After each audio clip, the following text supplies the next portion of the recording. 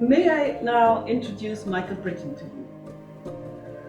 you? Michael Britton, he has been with us since 2006. He has become a pillar of our work, and he is a very, very special peace psychologist.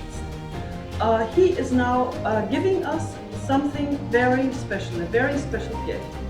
He gives us the Don Klein Memorial Lecture.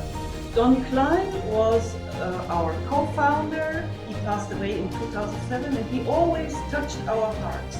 And we looked around who can be his successor, and Michael is his successor. Why? Because Michael can do something that very, very few people can do. Michael, when he gives a lecture, he does not speak about something. He tries to speak to our hearts. And I have seen his talk because he cannot be with us in person. He is in New Jersey, and he pre-recorded his talk, and have seen it. And I have understood that he tries to give us the journey of humanity, basically. So we can only follow him if we get into a deep meditative mindset now. So I invite you all to relax, to get into a deeply meditative mindset and try to be touched by him. I hope his face can touch you, because he always, he radiates this connectiveness. So please, try to follow half an hour now, and try to, you cannot grasp all his ideas. Try to catch one thought, and then we will have small groups, and in these small groups that follow, you can give this one thought to the small group. So I invite everyone now to be with our dear, beloved Michael Britton. So I want to talk with you today about hope, but I want to begin with acknowledging that you and I are all carrying secondary trauma at this point.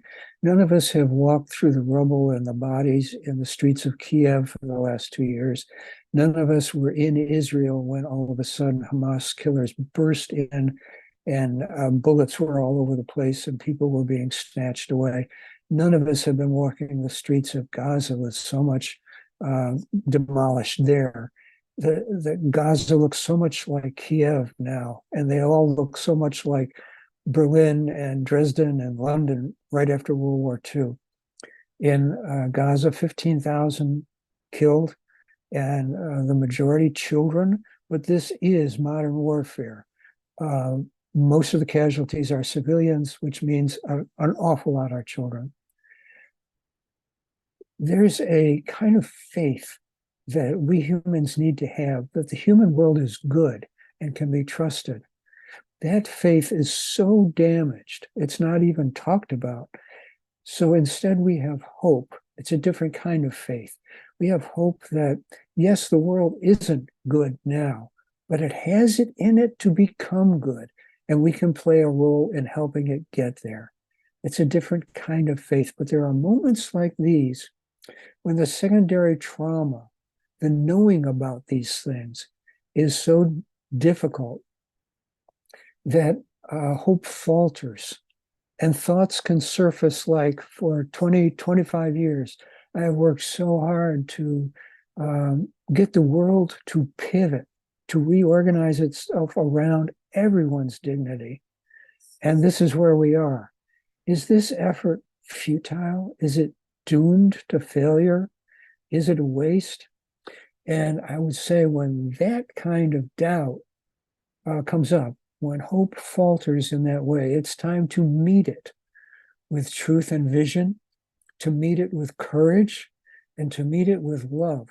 Love in our own hearts and love for us that strengthens us to stick to what we are all about. But also,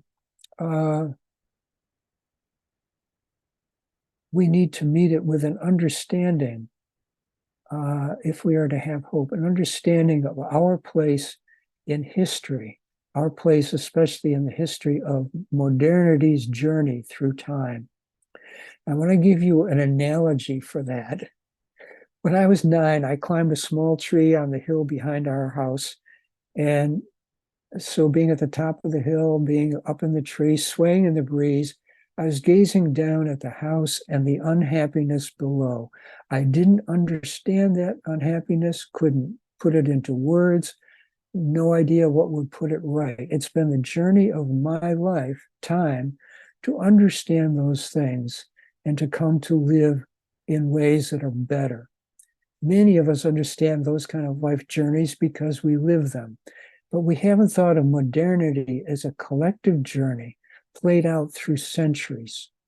The story of our values and our hopes is not only a story of our individual lifetimes, it's a story that started centuries ago and will continue for centuries after us. And so a big question for you and for us today, what is it like to be in the middle of a centuries-long historical journey to understand what is it we really value most when it comes to our institutions. So just for a second here.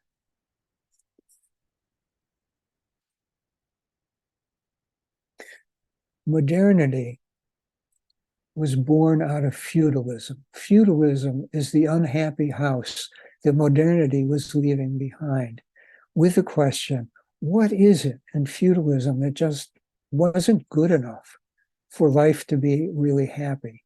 What more is needed?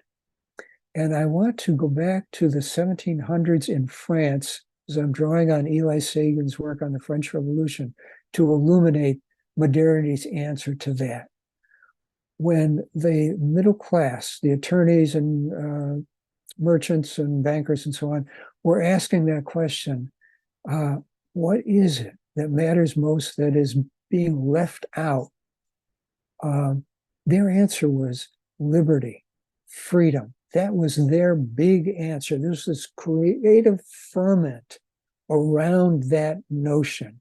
And what makes a ferment around coming into a different sense of what we value more than anything, what makes it transformative is that institutions get changed.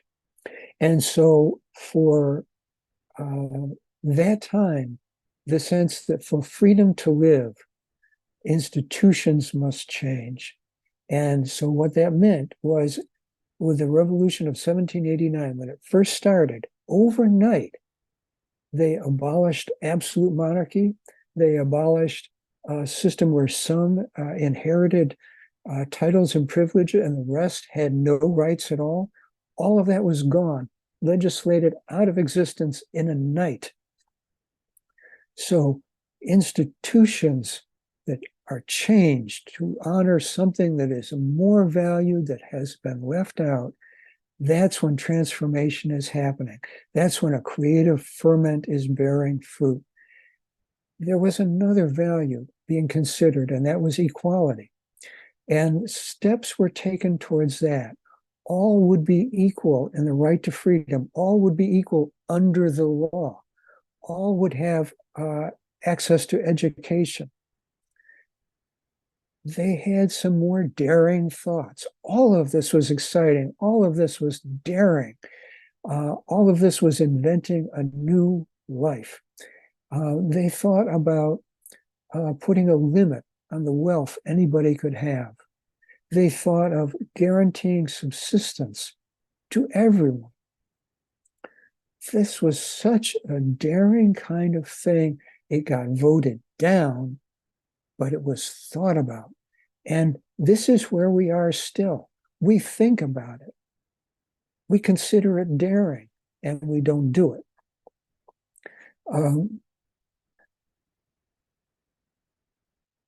They let the inequality of power and wealth stand. When it came to the making of laws, there was no talk about equality about that. There was a third thing that was not even talked about, and that is the valuing of peace. To understand that, you have to look back at what came before the revolution.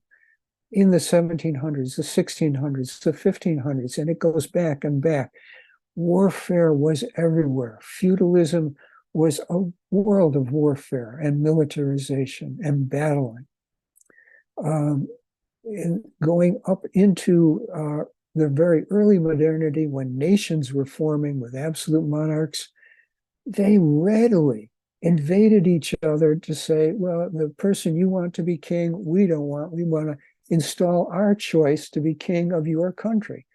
They did this, no problem. So when the revolutionaries with these wonderful ideas about freedom and equality stepped up, they were people who had never questioned the value of peace versus the value of war. So in 1793, the extreme revolutionaries abolished slavery in France and throughout the colonies without compensation. No one had done that before. But it was at the same time that they were sending 17,000 people to the guillotine, and another 10,000 would die in prison or executed in other ways, because they believed freedom existed. There was only a space for freedom because of the revolution. End the revolution, destroy the revolution, and freedom would be gone. And so they looked in this climate where force and violence determine everything. The monarchists within France, the traitors within, and the enemies without. They made war on Europe. Hundreds of thousands died in that. And within a few years, Napoleon would be in charge. He would reinstate slavery, and he would certainly make war on Europe, and millions would die.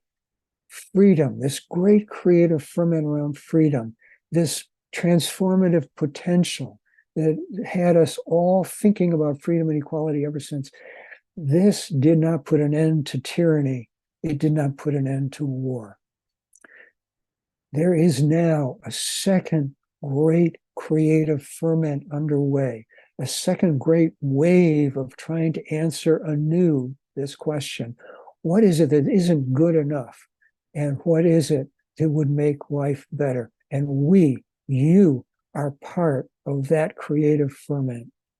In this ferment, we refuse to accept the failures of the first revolutionary attempts. Declarations are how they did things.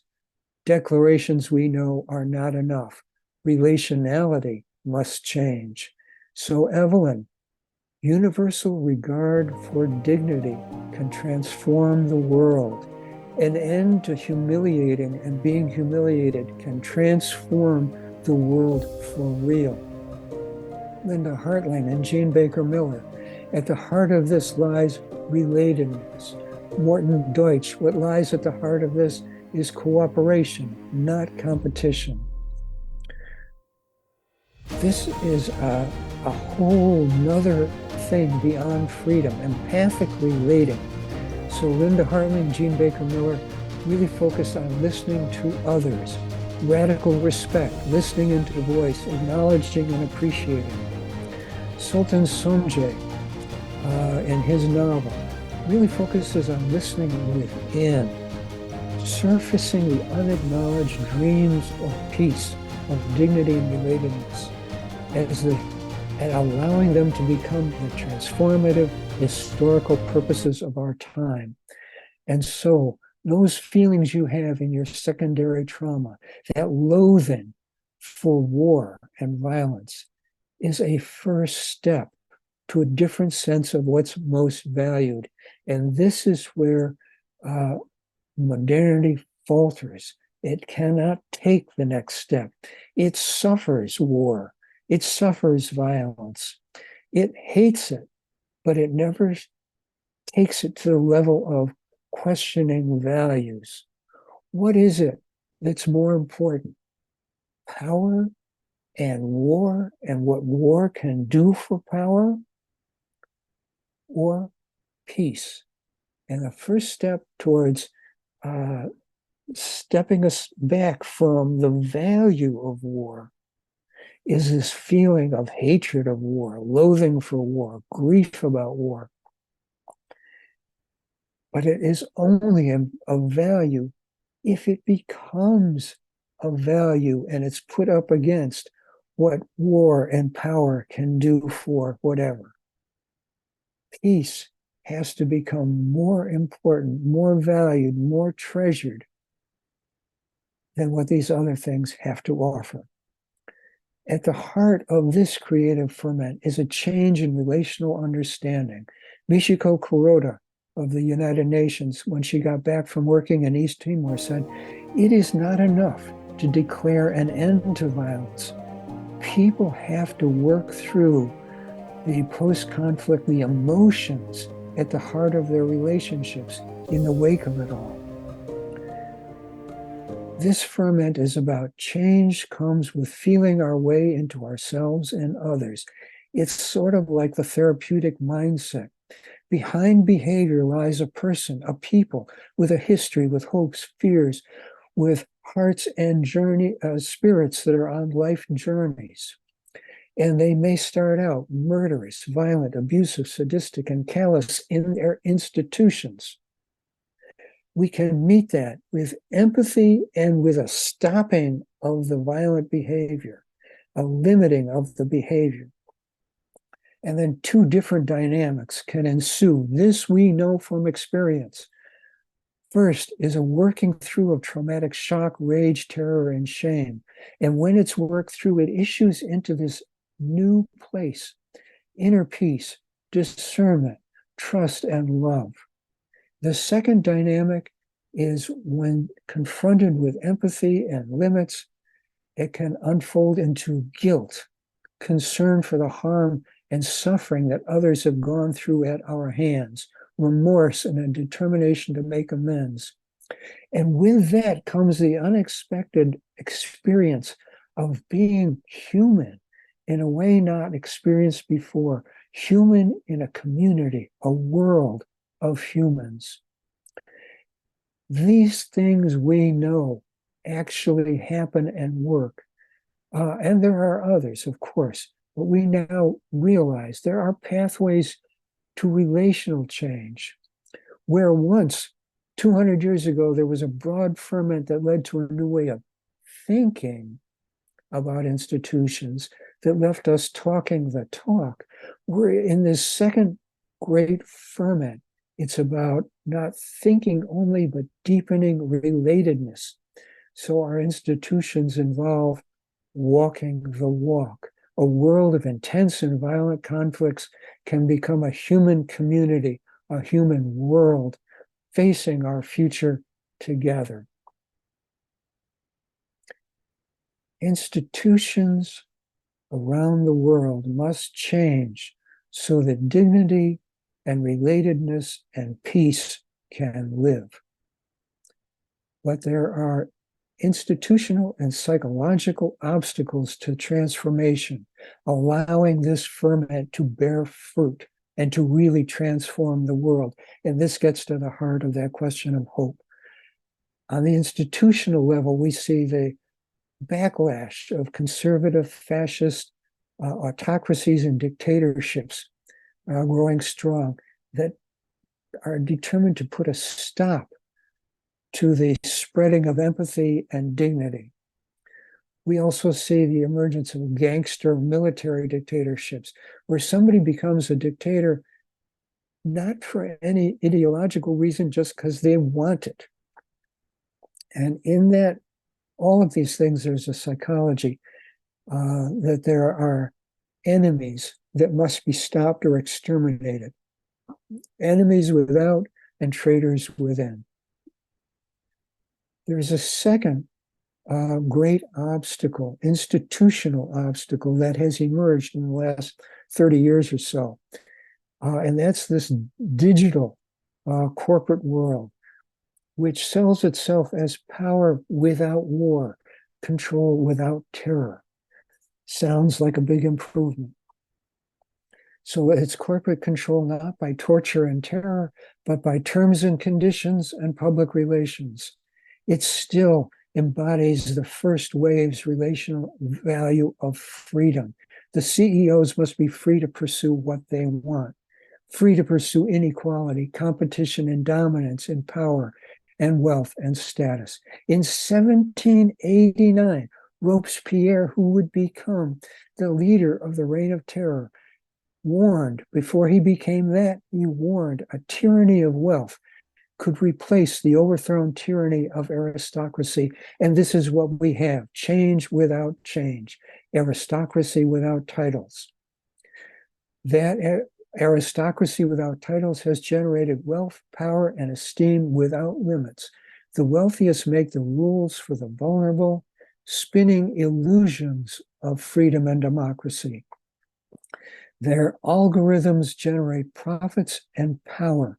They're all about the delivery of behavior. So they will have an immense number of data points on each and every one of you, so that they can carve a message that will speak to you in ways you're not even conscious of, so that they can get you to buy the things that their clients want you to buy, or that you will cast votes that their political clients want to have happen. They get paid to deliver elections. This is not the totalitarianism where there are great masses of passionate mobs in the streets defending the great leader. This is the totalitarianism of demobilization, passivity, and acceptance. And Gabor Mate quotes somebody who says of this whole mindset, it's not that they want you to die, they just want your money. They just don't care if it kills you, and often it does. Embedded in this, underlying this, I think it was Edward Bernays, Freud's nephew, took Freud's understanding of the psychology of the unconscious, which was meant to enable you to become more fully human, and he re-engineered it to create public relations and advertising so that it became a tool for manipulating people so that they are less free. Cambridge Analytica had personalized messages and research to deliver behavior to clients, sales and votes. And this goes on constantly. So this is the self-congratulating attempt throughout that institutional world to subvert the psychological understanding that's emerging at the heart of this creative ferment, the good heart of this creative ferment, to shift it from a therapeutic impact to control, to being the new totalitarianism. That's the institutions that are mobilizing against the bearing of fruit of the values, the reorganizing of a sense of what's most important that you are helping bring to the world. There is a set of psychologies that go with that. The first is the paranoid, that sees and argues and mobilizes a sense in people that others are dangerous and must be stopped or exterminated. Enemies without, traitors within. That psychology demolishes the psychology of dignity and empathy. Psychopathy is the pursuit, it's the callous pursuit of power and control and wealth without regard for suffering, without regard for law or honesty. It is all about psychological manipulation, speaking to feelings, not critical thought, not sizing up life. These psychologies are highly murderous, highly risk-taking, and they flirt with collective suicide.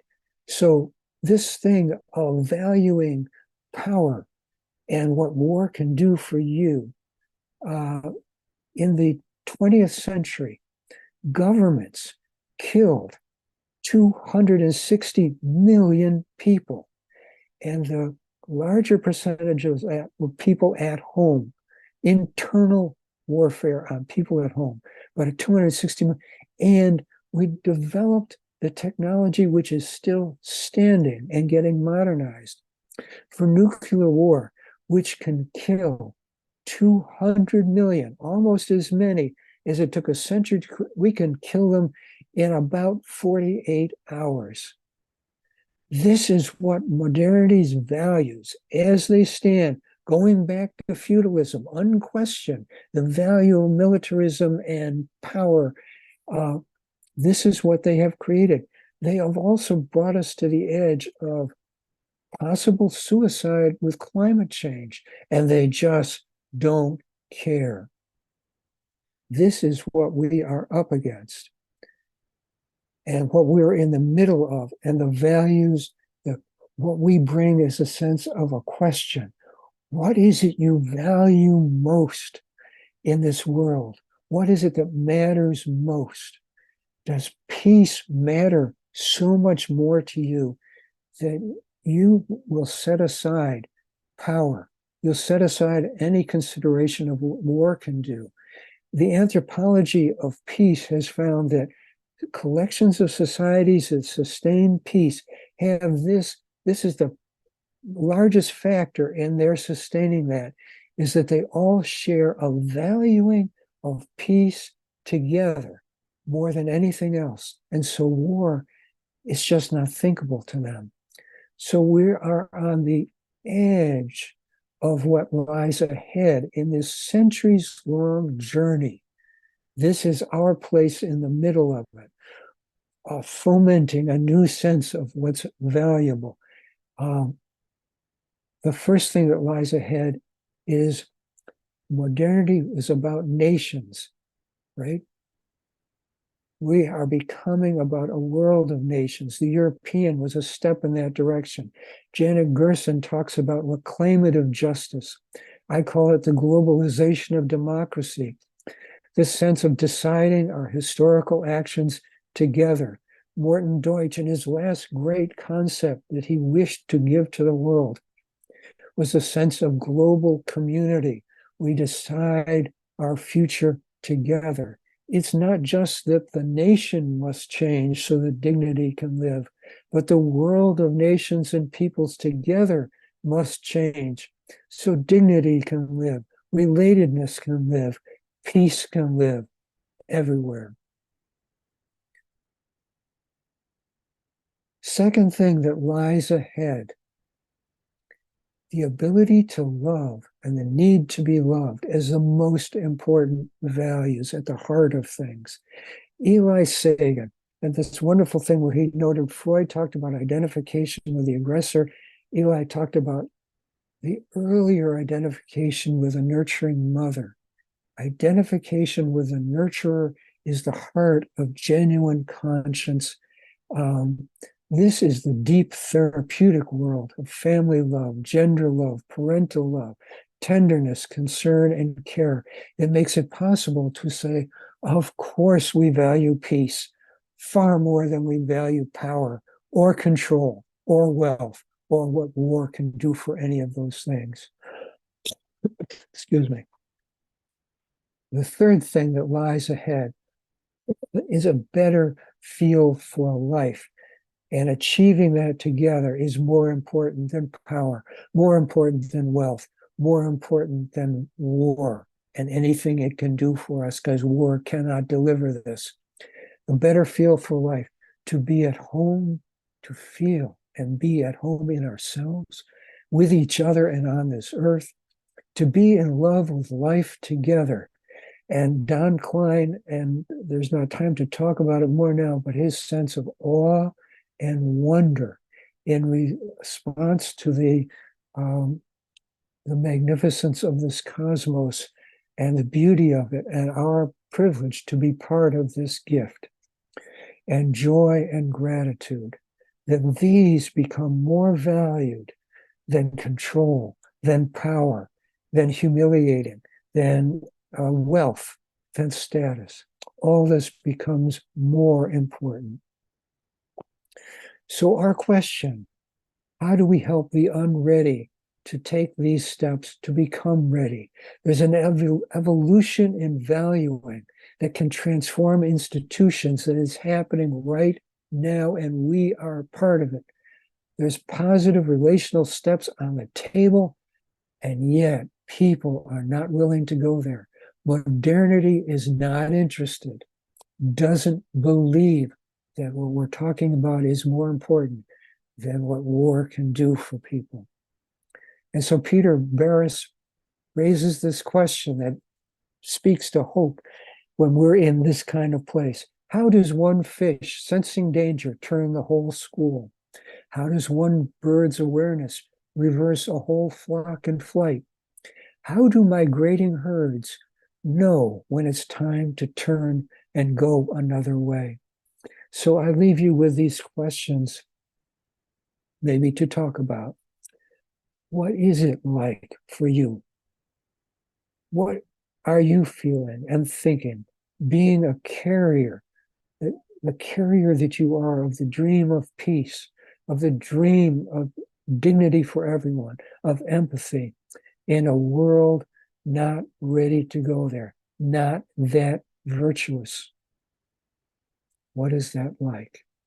And what about hope for you? And in second question, in what ways are dignity, relatedness, empathy, and peace not the core of economics, governance, and global life? What is it we and others gloss over when we use the word tweaking? We just tweak this or that because that won't do it. How would the values that you are carrying, how would this relationally restructure, reorganize the institutions of our world? That's when all this becomes transformative and fruitful. So Isabel Allende wrote in the preface to a book, "When I was young and still believed the world could be shaped according to our best intentions and hopes," and that's you, that's me, that's us, and it's so many others. There's still that innocence that has that faith. The world can yet change. It has it within it to reshape itself according to our best values and hopes. So thank you so very much.